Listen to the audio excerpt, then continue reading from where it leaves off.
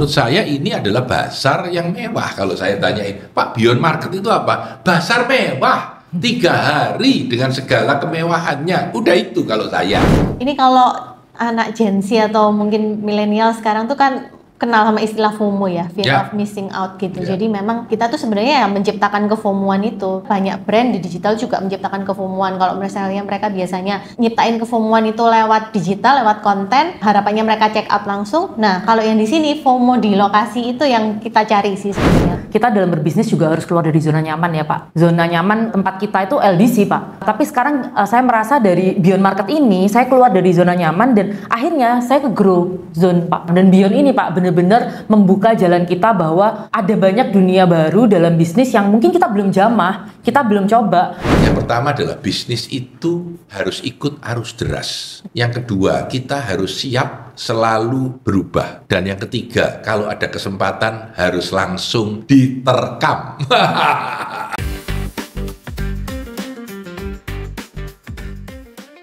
Mitra bisnis, hari ini saya kedatangan 2 tamu. Satu adalah Sally, yang kedua adalah Lisa. Jadi sudah lama banget kita nggak ketemu ya. Kali ini datang kembali ke kantor kami. Terima kasih Sally, terima kasih Lisa. Ayo kita mulai. Silakan Sally dulu kenalan. Terima kasih Pak San atas undangannya. Halo teman-teman, saya Sally, masih seperti biasa kayaknya udah thank you ya Pak, udah diundang lagi. Yeah. Saya sekarang tapi bawa partner saya, jadi spesial Pak. Ini kan karyawan lama saya ini. Silakan Lisa. Oke, halo mitra bisnis, salam kenal, saya Lisa. Jadi saya partnernya Sally. Ini pertama kali saya join di podcastnya Business Wisdom. Thank you Pak untuk undangannya. Thank you. Jadi ini yang satu ekstrovert, yang satu introvert ya. Jadi gitu teman-teman sekalian.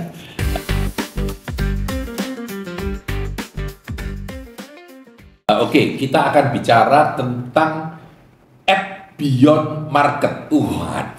Beyond Market. Jadi ini adalah sebuah sesi yang disebut dengan pop-up market ya. Jadi bisa nggak ini Sally dan Lisa bercerita dulu tentang apa sih Beyond Market itu? Silakan. Kalau kita bilang Pak, Beyond Market itu sebuah platform di mana kita mau mengempower seluruh UMKM maupun bisnis-bisnis untuk bisa membuat brand visibility mereka terlihat di pasaran dan menyentuh langsung customer mereka. Ini bahasanya sudah terlalu tinggi, nggak ngerti aku Masian. Ayo Lisa jelaskan. Oke, jadi mungkin cerita dulu aja ya backstory-nya kenapa sih kok kita bikin Beyond Market ini. Jadi awalnya tuh kan saya sama Sally ini ada satu bisnis ya, long distance creator, mungkin sudah pernah disampaikan di podcast-podcast sebelumnya. Nah, kita berdiri di masa pandemi, tapi after pandemi berakhir ini ternyata banyak kegiatan offline yang harus dilakukan. Nah, aktivasi online untuk brand-brand yang kita handle khususnya ya. Nah, kita jadi belajar banyak mengikuti banyak event-event offline. Dan dari situ tuh banyak juga event offline yang menurut kita itu nggak terlalu lengkap gitu ya. Mungkin nggak terlalu sesuai dengan kebutuhan kita gitu, kebutuhan brand-brand yang kita handle gitu. Jadi kita merasa bahwa gimana kalau kita bikin sendiri aja nih something yang mengcover kebutuhan kita gitu. Nah itu makanya Beyond Market ini muncul. Jadi harapan kita sih pengennya kita bisa menghadirkan sebuah platform yang membuat brand-brand ini bisa melakukan aktivasi offline-nya dengan lebih lebih lengkap gitu, lebih sesuai sama target market mereka. Oke, jadi kalau gampangnya ini adalah sebuah market atau pasar pop-up yang hanya jalan selama berapa hari? 3 hari. 3 hari saja, dan semua vendor berkumpul di situ, lalu orang-orang bisa datang dan masuk, kira-kira gitu ya. Dan akan diadakan di Surabaya Convention Center, Pakuan Trade Center, Surabaya. Pakuan Trade Center masih di bulan November awal ya? Iya, 1-2-3 November. Nah, ini menarik banget menurut saya karena ini adalah bisnis zaman baru yang dulu di zaman saya masih muda nggak ada. Ada pun pasar yang sangat sederhana, tapi ini kasarnya kalau bahasa saya pasar mewah gitu ya, pasar mewah ya, pasar yang sangat mewah. Nah, kebetulan Sally dan Lisa ini sudah membuat yang pertama Beyond Market yang pertama di bulan Maret lalu gitu, dan menurut saya sangat keren, sangat bagus ya, cukup sukses gitu. Jadi boleh diceritakan nggak yang pertama dulu at Beyond Market bulan 3 lalu seperti apa? Silakan Sally. Ya. Kalau nggak salah namanya Korea gitu. Namanya apa itu? Betul, waktu itu kita anyong Pak. Anyong. Anyong Oke. itu bahasa Indonesia halo, hai. Halo, oke, gitu. oke. Karena itu kita di event pertama, karena pertama Pak, jadi anyong pembuka kan Pak, halo. Oke, halo. Kita memperkenalkan diri, dan kenapa waktu itu kita ambil Korea, karena semakin kesini kan Korean Wave itu semakin meningkat ya Pak. Yes. Mau K-popnya, mau K-dramanya dan lain-lain. Jadi kita juga mau menunggangi. Itu ada bintang Koreanya ya? Betul, waktu itu kita invite YouTuber Pak, itu YouTuber Indonesia orang Korea yang cukup terkenal, Jang Hansol. Waktu itu dia juga langsung datang dari Korea ke Indonesia untuk ikut event kita. Dan Oke. cukup ramai sekali gitu. Oke, itu pesertanya siapa saja Lisa? Jadi dalam kelompok apa saja pesertanya? Kalau untuk tenannya sih, kita kemarin kan memang karena event pertama ya, jadi kita benar-benar nggak ada mentargetkan khusus gitu, walaupun udah ada dalam bayangan, tapi everything kita terima. Di situ banyak dari produk mom and kids, furniture anak, sampai dari furniture anak juga ada, education itu juga cukup gede. Kemudian kita karena di PTC lokasinya juga memungkinkan untuk pet, itu juga ada pet shop dan pet hotel. Terus kemudian apa elektronik juga ada, kemudian retail fashion pasti ya, fashion. Terus yang ditunggu-tunggu orang-orang nih ya, F&B itu. F&B, iya, juga oke. Kalau F&B yang ikut siapa saja Sally untuk F&B? Cukup banyak sih Pak, grupnya Wings itu ikut, dia masuk beberapa brand F&B-nya. Terus waktu itu juga ada Subway. Subway ikut. Oke. Terus beberapa lokal, jadi kayak minuman-minuman, makanan-makanan itu cukup ada juga. Kita juga waktu itu ada ini ya, kopi juga Pak. Jadi kopi itu dia trader kopi dan yang kebetulan punya roastery juga, itu juga. Jadi banyak banget dari Semarang, dari Jakarta, dari mana-mana sih Pak. Oke, kalau selain itu, kalau boleh tahu brand-brand yang lalu siapa saja selain BWI? Nah, menarik Selain sih. BWI, karena kita kebetulan waktu itu ikut ya. Silakan. Menarik sih Pak, memang kita deket banget sama education ya. Jadi selain BWI, waktu itu juga ada dari grup Ciputra. Ya. Jadi Universitas Ciputra ada, les-lesan juga banyak. Jadi ada les musik, les Inggris, Oke. dan lain-lain. Jadi waktu itu ada akademi masak juga Iya, ya. sekolah masaknya. Jadi mereka bikin kimchi di lokasi, seru Oke, sih. oke. Terus kalau brand apa lagi? IKEA waktu itu masuk. Iya. IKEA ikut ya? Iya, IKEA ikut. furniture masuk. Furniture masuk, terus beberapa brand dari Jakarta kayak skincare, Korean skincare tuh cukup banyak ya kita masuk kemarin, dan lain-lain sih Pak, banyak banget. Terus kalau elektronik kita waktu itu ada Samsung, ada Xiaomi. Dan itu mereka juga sponsorin kita punya event ya, ada event di panggung kita, mereka Oke. juga support untuk Event di panggung, iya, jadi ada hadiahnya. panggungnya gitu ya. Betul. Ya. Oke, menarik. Jadi berarti ini adalah sebuah platform. Jadi ada orang yang bikin apa yang mensponsori, ada orang yang bikin acara, ada orang yang bikin acaranya apa aja? Ada acara di situ kan? Banyak sekali Pak. Dari kalau olahraga kita disponsori Xiaomi waktu itu jumping man, jadi orang Oke. tinggi-tinggian kalori gitu. Terus kita juga ada vocal competition, ada K-pop dance competition, waktu itu kolaborasi juga sama komunitas ya. yang komunitas Happy Buck Styles itu cukup terkenal juga di Surabaya dan di Jakarta, di Indonesia lah cukup. Nah, sekarang kita bicara yang akan datang ini. Kalau yang pertama Hello, yang kedua ini apa ini? 1 sampai 3 November 2024. Ya, basic judulnya apa? Kita basic judulnya Daydreams Pak. Daydreams, bermimpi. Berangan-angan, bercita-cita. Oke. Mungkin Lisa bisa ceritakan kenapa pakai daydreams gitu. Oke, ini sebenarnya kita ngelihat target market kita juga sih. Kemarin dari event pertama itu kita udah mulai kelihatan nih bentuknya. Kelihatan apa peserta kita tuh kira-kira tuh kayak gimana gitu. Pengunjung-pengunjung kita tuh seperti apa. Nah, ternyata kan lebih ke millennials dan Gen Z. That's why kita bikin kayak sesuatu yang memang sesuai sama target market kita. Kita mikir kalau anak zaman sekarang nih, Iya. generasinya sekarang kan mereka tuh suka bermimpi dan bisa mewujudkan mimpi mereka kan. Nah, ini makanya kita pilih tema yang daydreams itu. Lalu target dari peserta, maksudnya orang yang membuka ikut acara, ikut stand, buka stand. Kira-kira target marketnya siapa saja untuk daydreams ini?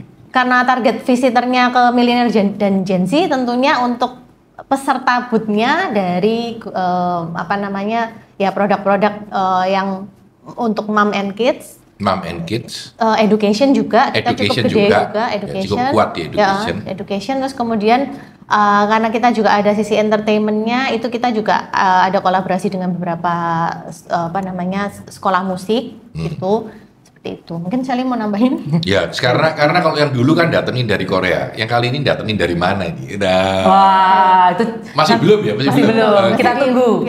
Kita tunggu. Tapi sebenarnya kita juga dapat masukan sih Pak dari yang lalu kan, kalau secara peserta ya Pak, bukan Ya. tenan tapi peserta datang itu kan kita target 50.000 Pak Ya. untuk acara pertama. Oke. Kita tembus di 43.000. Oke. Jadi dan acara nanti Daydream kita optimis kita bisa 50 sampai 70.000 dari event yang tentu diperbaiki Pak. Ya. Waktu itu kita dapat masukan juga F&B-nya kurang banyak gitu karena memang orang banyak banget kan cari makan biasanya Pak. Ya. Jadi kali ini kita naikkan 2 kali lipat untuk F&B dan kita kolaborasi sama Iniji ya, salah satu influencer yang cukup kuat di bidang F&B. Jadi nanti dia akan menghadirkan beberapa tenan yang menarik pastinya gitu. Jadi yang datang nanti kebanyakan adalah Gen Z atau Millennials. millennials ya, karena mix ya. Oke. Sekarang kalau saya tanya, jadi ini sebenarnya bisnis modelnya itu gimana sih? Jadi Anda memprovide platform, lalu ada stand-stand yang bayar, lalu ada pengunjung. Pengunjungnya ini free atau bayar? Free Pak. Free. Jadi pengunjungnya free, mengikuti orang-orang yang datang ke mall atau yang datang khusus untuk acara ini, lalu mereka akan jualan stand di sana dan ada buat meng-attract crowd-nya, ada entertainment. Ada Apalagi yang event. menarik dari sisi itu, silakan. Jadi kalau platform yang kita buat kan kita ada satu tempat ya sekitar 4.000 sampai 5.000 meter Pak. Oke. Nah itu kita bagi tuh Pak. 4.000 sampai 5.000 meter. Oke. Iya 4.700 meter persegi. 4.700 meter persegi di PTC. PTC, Oke. mereka ada ballroom gitulah ya Pak kalau orang mungkin tahu. Nah kita bagi beberapa section di situ Pak. Oke. Yang pertama itu di depan kita bikin interaktif. Jadi Oke. orang peserta kan gratis masuk, mereka bisa foto-foto. Nah daya tarik orang Gen Z kan apa Pak? Foto Pak, Yes. masukin ke Instagram. Iya. Nanti baru masuk ke retail kita. Harapannya ketika mereka bisa attract foto-foto sambil shopping. Oke. Jadi biasanya memang kalau market kan terkenal datang harus bawa uang ya Pak, harus Ya, shopping. datang harus bawa uang. Betul. Oke. Nanti mereka akan ke retail, setelah berputar di retail nanti akan berakhir di F&B.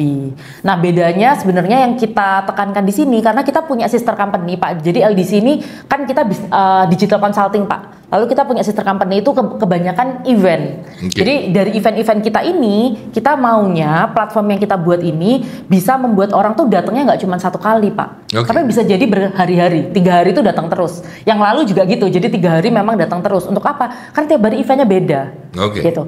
Nah nanti di situ ada F&B dan ada entertainment yang berharapnya orang datang entertainment sambil shopping. Gitu sih Pak. Oke, saya mundur sedikit nih karena Ya. kita bicara tentang LDC walaupun dulu kita sudah pernah bikin podcast tentang LDC. Boleh nggak ini Sally dan Lisa cerita sedikit tentang LDC? Silakan. Sepemahaman saya ini adalah company yang menarik banget, didirikan pada saat pandemi. Lalu kami juga dulu sebetulnya BWI ini juga klien mereka ketika mereka jadi digital agency ya. Dan menarik banget, silakan Lisa mungkin bisa cerita dulu nanti Sally menambahi. Oke, kalau soal LDC ini dulu kita kan berangkatnya dari content creator ya, kalau Ya. mungkin sudah pernah tahu atau belum tahu. Dari content creator ternyata waktu itu di masa pandemi banyak perusahaan yang belum tahu nih soal digital marketing gitu. Karena kita bahasnya waktu itu konten-konten kita juga terkait dengan digital marketing, ada perusahaan yang meminta untuk dimanajekan digital marketingnya. Dari situlah kita punya satu klien pertama kita. Kemudian dari situ kita akhirnya tumbuh gitu ya. Word of mouth, Ya, referensi dari satu orang ke Betul. orang yang lain. Termasuk kami waktu itu. Jadi LDC ini sampai hari ini punya, saya nggak tahu berapa karyawan sekarang. Ya 20-an ya. 20 karyawan full time yang tidak punya kantor kecil sekarang kayaknya punya kantor kecil ya, selalu berada di langit ya, di cloud, di online gitu dan bertumbuh dengan sangat baik. Mungkin Sally mau menambahkan sesuatu, silakan. Nah dari LDC itu ya biasalah Pak, kita selalu ke bisnis ya Pak, lihat opportunity. Nah kita masuklah ke event Pak. Jadi kita ada franchise satu event itu dari Amerika. Nah itu IPPA namanya, dia itu International piano competition. Oke. Nah. Jadi ada event piano competition di Surabaya dulu. Iya, itu awalnya. Lalu terpikir untuk bikin platform untuk pop up market. Betul. Jadi kita punya event franchise dari Amerika, cukup rame Pak. Pemenangnya ke Italia, rame gitu. Terus kita bikin second brand kita juga Pak. Karena kalau internasional banyak orang takut Pak. Wah internasional nanti kalah gimana? Nah bikinlah. Jadi kita punya beberapa event competition sehingga gimana kalau kita bikin pop up market? Karena apa? Competition tuh Pak biasanya anak-anak ini ditemenin sama mama, papa, oma, opa, semua ikut, tante, om gitu kan. Nah itu kan mereka sambil nunggu sambil tegang. Nah jadi kita pikir ini juga satu ini ya, kita punya LDC, kita punya event, satu opportunity di mana ada eventnya, ada competitionnya, papa, mama, kakek, nenek ikut. Nah itu kita bikin market gitu jadinya Pak. Oke. Mitra bisnis, kita akan berhenti dulu pada sesi yang pertama. Kita nanti akan masuk pada sesi yang kedua dan berbicara tentang landasan pemikiran bisnis zaman baru.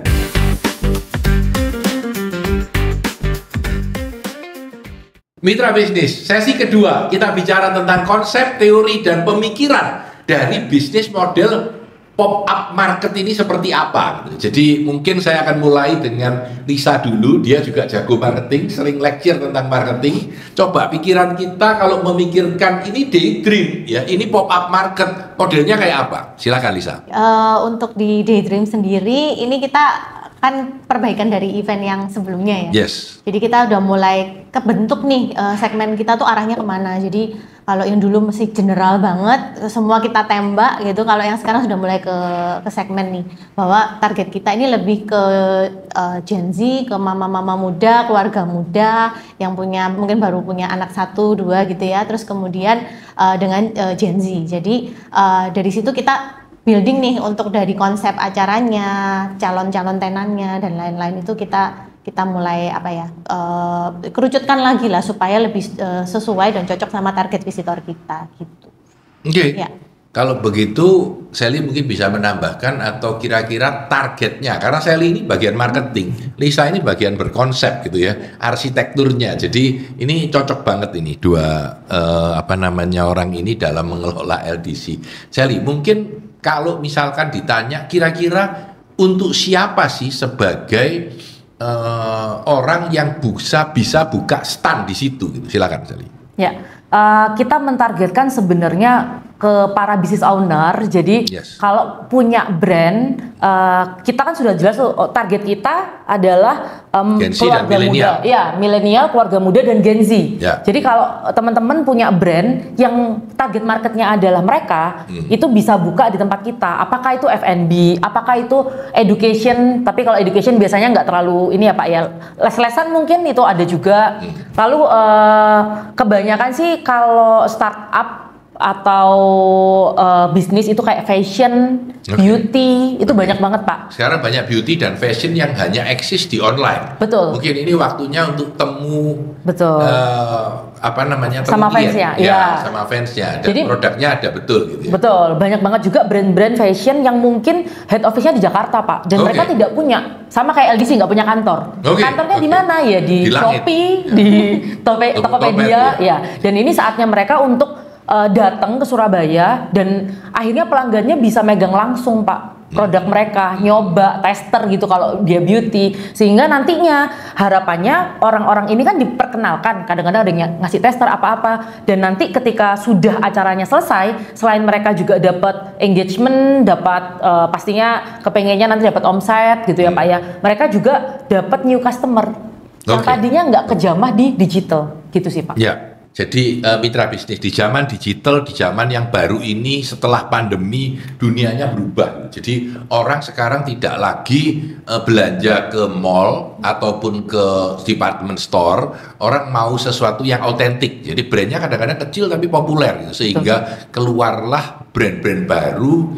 yang cukup besar akhirnya ya. Dan model-model bisnis yang seperti ini. Jadi pop up market gini. Jadi orang datang karena kenapa pop up market sekarang pertanyaan saya, kenapa kok orang mau datang untuk acara yang cuma 3 hari dan biayanya mahal ya, dan bikin standnya juga mahal, jaganya juga mahal ya, kenapa orang mau datang ke dalam model begitu dan tidak ke mall? Lisa silakan. Ini kalau anak Gen Z atau mungkin milenial sekarang tuh kan kenal sama istilah FOMO ya, fear of missing out gitu. Jadi memang kita tuh sebenarnya ya menciptakan kefomoan itu. Brand-brand juga, banyak brand di digital juga menciptakan kefomoan. Kalau misalnya mereka biasanya nyiptain kefomoan itu lewat digital, lewat konten, orang harapannya mereka check out langsung. Nah, kalau yang di sini FOMO di lokasi itu yang kita cari sih sebenarnya, karena ketika mereka ngelihat langsung barangnya, produknya, itu biasanya mereka langsung ada ketertarikan untuk beli, gitu, untuk check out gitu. Walaupun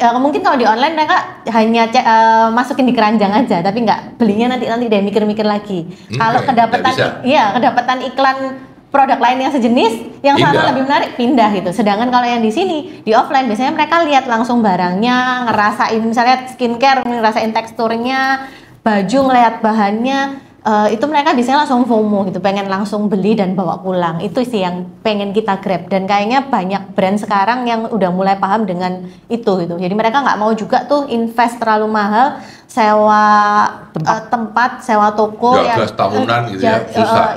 Itu cost-nya akan jauh lebih tinggi dibandingin dengan mereka open pop up market aja gitu. Dan lagi yang menarik adalah orang untuk nyoba itu jadi nggak takut gitu. Kalau ke mall kan masuk ke tokonya kan takut ya. Nggak ada orang soalnya Pak. Ya, kalau ini kan megang dia nggak cocok sudah jalan gitu ya. Jadi menarik. Zaman ini berubah karena dulu kayak Amazon aja yang purely online company itu sekarang punya toko store gitu, ya toh. Sedangkan orang-orang yang punya store sekarang punya online presence gitu. Jadi ini dua-duanya sudah bergabung menjadi satu di dalam marketing ataupun di dalam selling. Ini dua-duanya jadi penting ya, karena kalau di online itu kalau kita suka sesuatu ya, misalkan katakanlah saya suka belanja di Amazon, tiba-tiba saya ingat di sana juga ada, aku switchnya gampang gitu. Kalau di fisik kan nggak ada. Kalau aku suka ini ya beli ini gitu. Contoh lainnya kompetitormu di mana? Wah, di tempat lain nggak ketemu gitu. Jadi langsung akan beli. Jadi ini juga sesuatu yang menarik. Sekarang kalau kita bicara tentang seseorang ingin ikut di dalam @Beyond Market, caranya gimana Sally? Ya, buat teman-teman yang pengen daftar sebagai brandnya ke @Beyond Market, bisa menghubungi kita di @Beyond Market Instagram. Atau di Instagram kita berdua, saya Sally Fatmawati dan partner saya Lisa Indriati, itu juga boleh. Kita fast respon karena kita orang digital Pak. Ya, hidupnya di atas digital. Betul. Jadi, @Beyond Market kalau di Instagram ya, kira-kira begitu, @Beyond Market. Nah, pertanyaan saya, kurang lebih apa saja benefit dari ini yang kita bicara dari kacamata seseorang yang tertarik. Aku mau ikut nih. Untungku apa saja? Aku mengeluarkan biaya segitu bisa balik nggak dalam training, dalam hasil penjualan 3 hari profitnya? Silakan. Kalau untungnya dari teman-teman apa aja? Yang pertama, pastinya brand visibility Pak. Yang tadi Celisa udah bilang bahwa kalau kita mau buka di PTC berapa mahal Pak, gitu kan? Ini di PTC jadi bisa mendekatkan diri dengan target pasar di Surabaya Barat. Jadi kalau teman-teman yang di luar kota, Jakarta, Surabaya Barat itu kayak Jakselnya Jakarta, gitu ya. Jadi tahu ya profil customernya. Terus yang kedua, teman-teman juga bisa menghadirkan kayak benefitnya adalah punya koleksi baru, dan kebetulan tuh akhir tahun Pak, mau Natal biasanya punya koleksi baru, bisa launching dulu di sini. Jadi sehingga punya aktivasi di bisnisnya. Jadi pasti value-nya tuh omset. Saya terpikir bahkan orang kalau mau mencoba produk baru bisa trial di situ. Misalkan kalau baju saya mau mencoba kalau yang warna pink ini jalan apa tidak gitu. Dia bisa lihat di antara warna pink dengan warna hijau misalkan mana yang lebih laku gitu ya. Kalau mau melakukan mass production kan lebih baik di trial dulu. Mungkin salah satunya begitu. Dan hal-hal yang unik-unik mungkin contohnya les-lesan apa dulu yang ikut? Kita dulu ada bahasa Inggris Pak. Terus ada musik. Nah itu terus ada masak. Menarik. Jadi yang biasanya orang nggak sadar bahwa itu ada. Mungkin kayak yoga sekarang lagi meditasi atau pilates gitu-gitu juga cukup menarik ya. Jadi orang bisa lebih tahu, apalagi kalau neighborhood-nya sudah di Surabaya Barat. Ya. Sama kayak BWI Pak. Mungkin yang tahu dulu korporasi. Sekarang anak muda lebih tahu. Jadi kami di tempat lalu bikin acara dan bikin event dan ikut dalam partisipasi ini. Jadi ini menurut saya juga menarik ya. Konsep bahwa sekarang market itu sudah berubah ya. Dulu pasar Kalau saya masih ingat dulu waktu saya masih agak muda, itu sering ke pasar, ya. Dulu di dekatnya Juanda itu ada pasar, orang lihat gitu. Tapi pasar kan levelnya bawah banget gitu. Kalau menurut saya ini adalah pasar yang mewah. Kalau saya tanyain, Pak, Beyond Market itu apa? Pasar mewah, 3 hari dengan segala kemewahannya. Udah itu kalau saya, ya. Mungkin Lisa dan Sally bisa menambahkan kira-kira apa saja sih buat orang-orang itu kok supaya lebih mau ya ini sesi promosi, silakan untuk promosi. Jadi kalau misalnya tadi Sally sempat nyebut berulang-ulang ya, kita kan platform kita tujuannya untuk meningkatkan visibility dari brand gitu. Nah di platform kita itu mungkin diferensiasinya dibandingin market-market yang lain, karena kan di Surabaya nggak cuma kita aja ya, ada banyak sekali. Nah satu yang membedakan mungkin kita ada di atraksi di panggungnya itu. Panggung itu kenapa kita buat seserius itu? Karena kalau misalnya teman-teman mungkin tertarik bisa lihat di Instagram kita. Atau mungkin nanti datang langsung gitu ya di lokasi, bahwa kita tuh membuat panggungnya tuh sangat besar, sangat mewah, sangat megah, karena memang tujuan kita untuk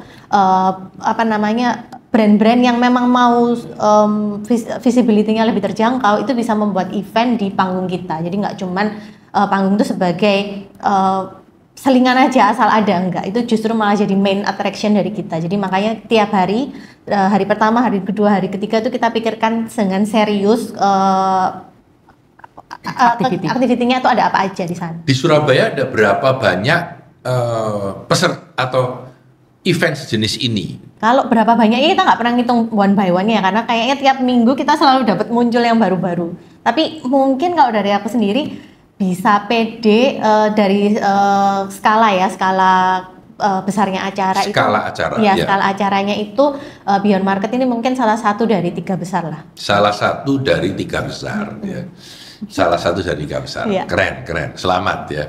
Jadi mungkin ingin menambahkan supaya orang-orang lebih tertarik untuk mau ikut dalam acara ini, bukan peserta tapi tenan. Tadi udah disinggung sama Celisa bahwa kita punya panggung yang besar, Pak. Jadi brand itu nggak cuma jualan, Pak. Kalau mau pakai panggung kita bisa. Dan panggung kita ini kalau kebanyakan biasanya bazar bikinnya untuk talk show, kita justru sesuatu yang beda. Contoh waktu itu kita pernah sama Wings itu bikin fashion show. Karena dia punya produk pengharum baju gitu. Nah, kita juga sama Xiaomi yang tadi kita cerita, kita bikin jumping man untuk dia memasarkan produk jam smart bandnya dia. Jadi brand-brand bisa banget nih kita berkolaborasi membuat sesuatu acara di panggung yang meng-attract orang lebih banyak, sehingga tahu nggak cuma jualan. Jadi value-nya lebih dari sekedar jualan, Pak. Value-nya nggak cuma sekedar kayak sabun cuci baju, tapi ada lagi yang lebih dari itu, gitu sih, Pak. Jadi ini adalah sebuah pasar mewah dengan panggung kan gitu ya. Jadi kalau zaman kuno itu di pasar mewah itu ada pemain atraksi sirkus atau penyanyi atau apa, maka ini punya panggung yang besar ya, yang bisa dipakai untuk produk-produk apapun ketika memasarkan produknya di situ ya. Nah, kalau untuk peserta, kenapa harus datang di tempat Anda? Tadi kan saya udah bicara kalau untuk vendor. Kalau sekarang kalau untuk peserta, kenapa harus hadir di sana? Karena kita mendatangkan banyak tenan, berkolaborasi sama banyak tenan yang mungkin di Surabaya nggak ada. Jadi ini salah satu-satunya dan salah satu kesempatan untuk datang. Selain itu kita juga punya tempat-tempat yang bisa fotoable, Pak. Para Gen Z, para milenial bisa bawa. Yes. Dan banyak juga aktiviti buat mama dan anak atau ayah dan anak di lokasi supaya bisa spend time di weekend, karena itu weekend, Pak, acaranya. Berarti Jumat, Sabtu, Minggu. Betul. Jumat, Sabtu, Minggu. Ya, 1 sampai 3 November 2024. Ya. Kalau Lisa apa kira-kira? Yang kira-kira kenapa yang kira-kira Anda desain, karena arsitekturnya kan dia ya, supaya lebih attract terhadap orang yang mau datang ke sana. Oke, kalau untuk visitor ya, jadi karena acara ini cuma 3 hari, terus kemudian di weekend juga, biasanya kan kalau weekend bingung ya mau ngapain gitu, mau spend time-nya gimana, kalau keluar kota mungkin kejauhan gitu, Nah, kita pengen ya udah daripada jauh-jauh keluar kota, kenapa enggak di sini aja selama 3 hari itu kita punya acara yang beda-beda, yang udah kita rancang tiap harinya memang berbeda. Harapannya teman-teman dapat experience yang beda-beda juga selama 3 hari itu datang ke sana. Oke, jadi ada produk yang dijual, ada layanan yang dijual, ada education untuk masa depan anak-anaknya, ada apa namanya? Saya dengar ada nanti apa yang boleh di leak sebentar, apa kira-kira event besarnya? Kalau dulu kan yang datang dari Korea. Kalau kali ini? Oke, kalau yang kali ini kita mungkin biar misterius kita nggak sebut nama dulu gitu ya. Tapi salah satu artis nasional yang cukup terkenal kita undang untuk konser gitu ya. Hintnya sih beliau akan konser 1 dekade di bulan November juga. Jadi before konser beliau akan datang ke tempat kita untuk ketemu dengan fans-fansnya, ketemu dengan visitor-visitor dari Beyond Market. Nice. Ya, kita juga ada kolaborasi sama influencer F&B dan nanti teman-teman bisa coba masuk ke tempat kita supaya bisa mencicipi F&B yang nggak ada di Surabaya dan mungkin jarang ditemuin. Kalau ada pun di Surabaya, mungkin mereka online kan Pak, susah. Nggak kelihatan, betul. Ya, ini menarik banget ya, pemikiran bahwa bisnis berubah. Ini cerita sedikit, Pak Tanadi ini dulu kan entrepreneur ya. Saya selalu mengajar tentang entrepreneurship ya. Tapi mungkin 5 tahun terakhir saya tuh mulai bingung gitu ya, karena dunianya sudah berubah dengan sangat drastis. Dulu kita gampang buka stand, buka toko, pokoknya produk kita cocok jalan gitu ya, jual komputer, jual apa, pernah bikin furniture, pernah jualan apa. Tapi sekarang ini zamannya berubah banget, dunianya berubah banget, sama sekali orang-orang sudah tidak seperti itu lagi. Baik pesertanya atau orang yang beli ataupun model bisnisnya berubah semua ya, terutama sejak pandemi perubahannya tambah cepat lagi gitu. Jadi ini menurut saya sesuatu yang sangat menarik, yaitu sebuah konsep akan sebuah pop-up market yang mulai berjamur termasuk di semua kota ya, sekarang hampir semua kota seperti itu. Oke, mitra bisnis, terima kasih, kita sudah sampai pada sesi yang kedua selesai tentang konsep pemikiran pop-up market itu seperti apa. Nanti pada sesi yang ketiga kita berbicara kesimpulan dan apa yang teman-teman bisa pelajari dari model bisnis semacam pop-up market ini.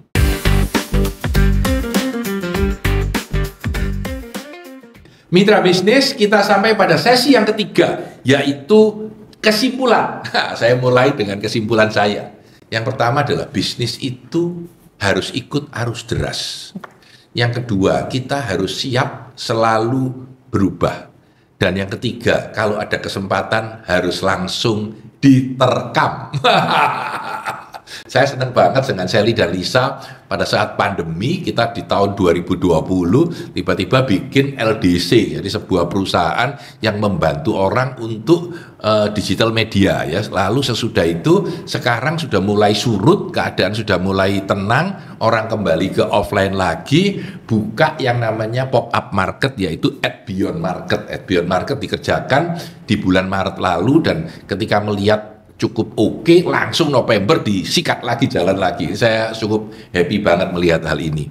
Mungkin silakan sharing sedikit tentang bagaimana Anda menerkam kesempatan yang ada. Silakan. Ya, sebenarnya ini kalau misalnya kita belajar teorinya, ini Pak San mungkin mentor kita ya dalam berbisnis gitu. Dari dulu Pak San kan selalu bilang kalau bisnis itu yang terpenting dari seluruhnya, dari semua aspek itu masalah timing. Dari semua elemen bisnis, menurut saya terpenting itu timing. Jadi karena timing itu paling penting, jadi kita nggak bisa nih kayak mengulur gitu atau nunggu gitu. Jadi kalau saya sama Sally ini kebetulan mungkin karena kita udah kerja bareng lama ya, jadi kayaknya mungkin 10 tahunan ya, 10 tahunan ya kerja bareng, walaupun kita dulunya di divisi yang berbeda, jadi ngobrolnya udah enak gitu. Jadi kita juga udah sama-sama tahu ketika ada opportunity muncul itu biasanya kita ngobrolin, gini ada opportunity A nih, gimana mau diambil atau enggak gitu. Nah biasanya sih saya sih lebih agak ragu ya, lebih banyak mikir panjangnya. Tapi kebetulan Sally ini kan lumayan kayak nggak apa-apa, terabas dulu aja gitu. Nah kalau Sally udah bilang terabas dulu aja, saya yang mikirin nih konsepnya mau gimana, planningnya gimana, nanti dia yang marketingin gitu. Biasanya jalannya seperti itu. Nah ini juga berlaku juga untuk semua bisnis atau unit bisnis yang kita kerjain tuh. Jadi kita selalu ngelihat ini timingnya kayaknya lagi cocok ini nih. Kalau kita hold nunggu setahun lagi, 2 tahun lagi waktu kita modalnya udah cukup, itu udah telat. Jadi walaupun misalnya katakanlah kita nggak ada modal nih gitu, nggak Utang apa, dulu. jalan dulu aja, gitu. Jalan dulu aja. Modal kita apa sih? Modal kita ada di sini kan. Jadi ya udah, sama tenaga. At least ada itu dua, ada pikiran dan tenaga. Kita jalan dulu aja gitu. Asik. Sally, silakan menambahkan. Memang kalau dari Pak Hasan saya setuju banget, Celisa ini arsitekturnya. Karena kalau kita ngomongin Galup ya Pak, dia punya futuristik. Oke. Dan saya ini memang eksekutor, jadi ya udah kita jalanin apa yang sudah kita komitmenkan. Yes. Dan arus deras ini memang sering banget kita pakai, ya, termasuk LDC kan juga timing Pak. Yes. LDC Setuju nggak, banget. kalau pandemi nggak ada ya mungkin LDC juga nggak ada gitu. Yeah. Dan ini saya rasa juga timing buat para brand juga untuk bisa masuk ke offline. Kalau misalkan kita masih belum, pasti kalau misalnya buka offline yang permanen itu pertimbangannya panjang banget. Ya kita bisa uji pasar ke pop up market kayak gini, kita bisa kasih pengalaman berbelanja juga buat customer kita yang unik. Ketemunya sekarang, impulsive buying, FOMO, ya semua ditunggangi gitu. Nah itu sih dari gimana arus deras yang kita coba dan berharap teman-teman bisa ikut juga ke arus deras. Ini yang menarik teman-teman. Jadi kadang-kadang kita itu dalam berbisnis sering berbelok-belok, nggak ada pikirannya. Jadi bikin ini tiba-tiba ada kesempatan belok kanan gitu, ada kesempatan lagi belok kiri lagi gitu. Selalu seperti itu.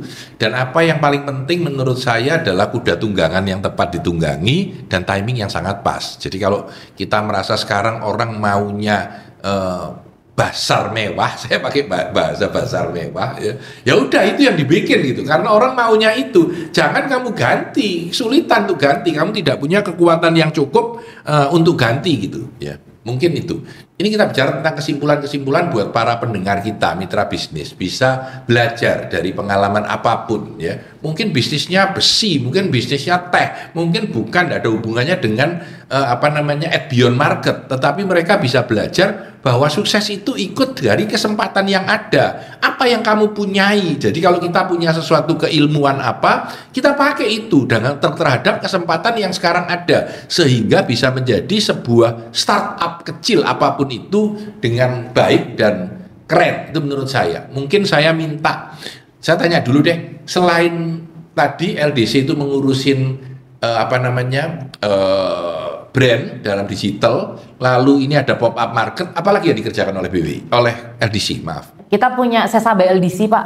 Sesa by LDC itu semua event kita termasuk Beyond Market itu di dalam Sesa by LDC. Apa? Sesa by LDC. Sesa by LDC. Iya. Oke. Itu SESA ya. Sesa by LDC. Okay. Sally Lisa Pak.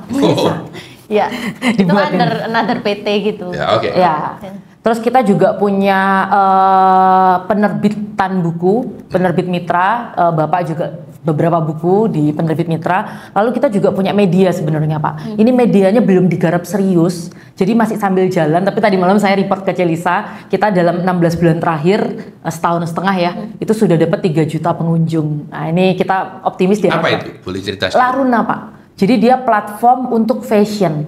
Oke, platform untuk fashion. Media fashion di Indonesia, salah satu media fashion di Indonesia yang kita ini up to date soal fashion di Indonesia. Dan kita kenapa fashion? Karena di Indonesia nih kalau kita ngomongin perempuan Pak, industri yang paling besar tuh beauty Pak. Beauty itu menjamur banget. Nah, yang fashion ini nggak digarap Pak. Maksudnya apa? Kita kepengen mengempower lokal produsen untuk bisa go internasional. Bisa nambahin soal Laruna. Oke. Laruna. Kalau yang Laruna itu dulu kita memang spesifik ngomong ke fashion dan kita kerucutkan lagi gitu ya, super niche-nya itu lebih ke sustainable fashion gitu. Jadi kenapa baju dari daun gitu ya kira-kira kalau itu kan bahasa sederhananya. Sustainable fashion, silakan. Iya. Nah, itu karena apa? Karena kita kan memang tahu ya sekarang SDG juga lagi hype lah untuk dibicarakan. Terus fashion yang sustainable itu juga di Indonesia kayaknya juga belum digarap dengan serius. That's why kita juga ngeliput banyak ini berita di luaran sana yang membahas tentang fashion sustainable supaya desainer-desainer di Indonesia, desainer fashion di Indonesia juga dapat inspirasi dari platform kita. Harapannya sih seperti itu. Ya, ini juga sustainability kan sesuatu arus yang cukup deras ya. Perusahaan lalu memberikan dana untuk perbaikan lingkungan dan lain-lain. Ini yang ditangkap oleh teman-teman ini di sisi itu. Buat teman-teman yang lain juga boleh berpikir bahwa apa sih sekarang di market yang lagi rame, gitu, apa yang lagi dikejar orang. Lalu memposisikan diri kita ini punya ilmu apa, kita punya aset apa, kita punya tim apa yang bisa kita selaraskan untuk mencapai target tersebut gitu. Jadi kita mengejar target itu seperti apa. Ini pola pikir kita harus ke situ. Jadi sebuah pemikiran kalau kita mau berbisnis, mau memulai sesuatu, mikir deh apa yang lagi in, apa yang lagi laku, atau apa yang segera akan laku ya. Lalu kita punya kekuatan apa, kita punya kelebihan apa, kita punya aset apa. Jadikan satu, selaraskan hal itu. Kira-kira begitu. Oke, ini sudah hampir sedikit mau habis, jadi saya akan minta pandangan Lisa tentang at Beyond Market dan mungkin sedikit saran-saran untuk teman-teman pendengar podcast ini di dalam mereka berbisnis. Silakan Lisa. Kalau pandangan saya tentang Beyond Market ini, at Beyond Market itu satu pengalaman yang menurut kita tuh cukup menegangkan ya, bisa dibilang kayak gitu karena menegangkan. Oke. Gini, saya sama Sally ini bikin bisnis LDC awalnya tanpa modal, tapi yang ini benar-benar besar. Bermodal. Benar-benar besar, nggak cuma modal secara finansial aja, tapi secara pikiran, tenaga, apa semuanya lah pokoknya itu kayak kita tuh bener-bener tiap hari tuh mengalami ketakutan karena gimana kalau misalnya tenannya nggak penuh, gimana kalau acaranya nggak menarik, gimana kalau eventnya itu kayak mendapat banyak respon negatif gitu ya. Jadi itu yang ketakutan-ketakutan gitu. Tetapi in the end ketika kita udah melakukan, kita melaksanakan, ternyata positif responnya cukup baik, pengunjungnya juga luar biasa membludak, kita jadi kayak semua pengorbanan kita kayaknya it's all worth it gitu. Dan pelajaran yang kita dapat banyak banget. Dan ketika kita bikin event yang kedua ini, semuanya jalannya jadi lebih ringan gitu dibandingkan event yang pertama. Jadi kalau menurut saya kalau misalnya mau mulai apa-apapun itu hal yang baru, nggak apa-apa mulai aja dulu. Memang akan menakutkan awalnya, tapi ketika kita sudah jalan, kita sudah tahu caranya, itu akan jadi lebih mudah gitulah kurang. Yes, saya tertarik dengan dulu cerita saya sendiri ya, tentang orang yang kalau naik ke tangga di atas lalu disuruh loncat di Kanada. Waktu naik itu nggak bisa balik dari atas karena jalannya curam banget dan dia harus lompat untuk terjun ke dalam kolam airnya.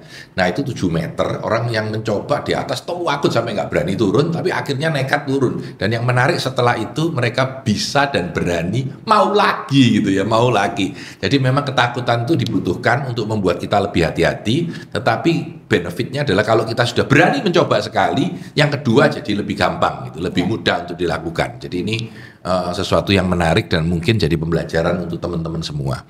Sally, yang terakhir silakan cerita apa saja, bebas. Bebas, yang melanjutkan aja Pak dari Bapak sama Celisa tadi, memang kita dalam berbisnis juga harus keluar dari zona nyaman ya Pak. Ya. Zona nyaman tempat kita itu LDC Pak. Udah nggak usah mikir, hidup aja, pasti ada masuk, keluar segala macem. Tapi sekarang saya merasa dari Beyond Market ini, saya keluar dari zona nyaman dan akhirnya saya ke grow zone Pak. Jadi saya tumbuh, saya tahu, oh bisnis semakin gini, terus kita semakin kenal banyak orang, dimana kita juga bisa saling memanfaatkan ketika kita kenal banyak orang. Dan Beyond ini Pak benar-benar membuka jalan kita bahwa ada banyak dunia baru dalam bisnis yang mungkin kita belum jamah, kita belum coba. Tapi kalau nggak keblowok tadi, kalau nggak pengen coba dan akhirnya nyoba. Bahasa Inggrisnya keblowok. Iya, bahasa Inggrisnya keblowok. Ternyata ya tadi Pak kayak baju jumping, nikmat ya udah coba lagi kita. Walaupun pasti bisnis nggak ada yang mudah ya teman-teman. Keblowok itu adalah terpelosok. Jadi ya sudah. Mitra bisnis, inilah sesuatu yang baru menurut saya, menarik untuk teman-teman amati dan coba untuk berpikir. Memang selalu punya kemungkinan gagal, tetapi kalau kita berani, ya kadang-kadang harus sedikit nekat ya kita akan belajar sesuatu dan mencoba melakukan sesuatu yang baru ya. Saya kira itu. Saya Tanadi Santoso bersama dengan Lisa dan Sally, sukses selalu untuk Anda.